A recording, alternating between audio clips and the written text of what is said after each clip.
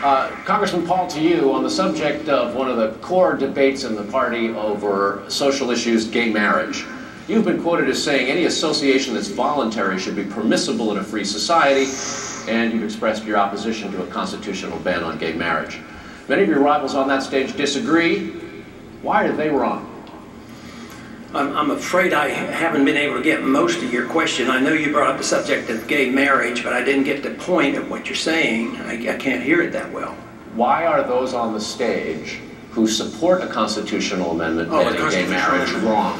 Okay, well, if you believe in federalism, it's better that we allow these things to be left in the state. My personal belief is that marriage is a religious ceremony, and it should be dealt with religiously. The state really shouldn't be involved. The state, both federal and state-wise, got involved mostly for health reasons 100 years or so ago. But this should be a religious matter. All voluntary associations, whether they're economic or social, should be protected by the law. But to amend the Constitution is totally unnecessary to define something that's already in the dictionary. We do know what marriage is all about. We don't need a new definition or argue over a definition and have an amendment to the Constitution. To me, it seems so unnecessary to do that.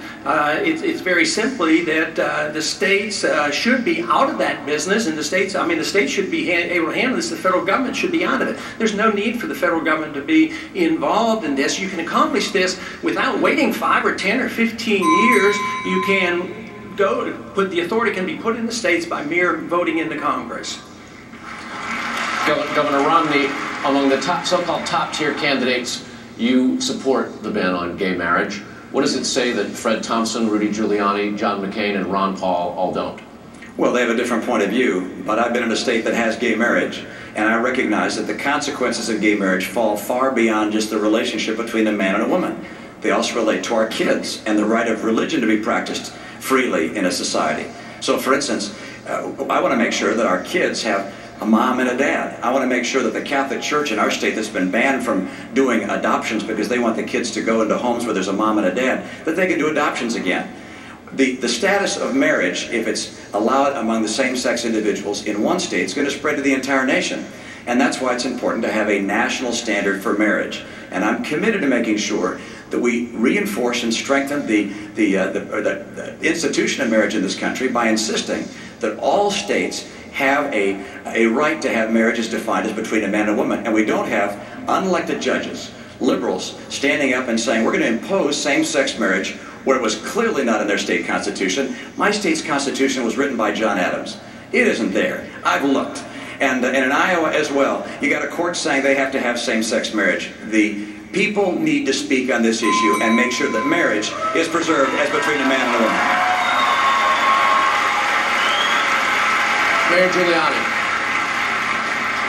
your opposition to the constitutional amendment banning gay marriage has been fairly well known. I had an opportunity to talk to Tony Perkins of the Family Research Council this afternoon, who said that in a discussion with you just in the last couple of days, you informed him that if in fact the Defense of Marriage Act were to fail, or states began to legalize gay marriage, right, you would oppose a constitutional amendment banning gay marriage.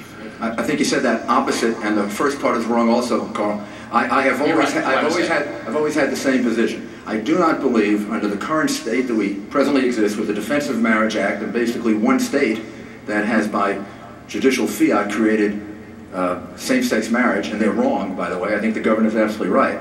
I don't think we need a constitutional amendment at this point. What I said to Mr. Perkins, which I also said 5 years ago, and have consistently said, is if a lot of states start to do that, 3, 4, 5, 6 states where we have that kind of judicial activism, and the kind of situation the governor is talking about actually occurs, if we're dealing with a real problem, then we should have a constitutional amendment. I did 210 weddings when I was mayor of New York City. So I have experience doing this. They were all men and women. Yes, sir. I hope. To the best of your knowledge.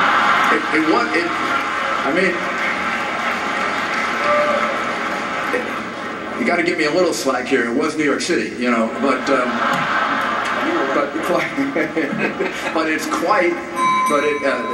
the reality is marriage is not just a religious institution. It is a religious institution, but Congressman Paul is wrong. It's a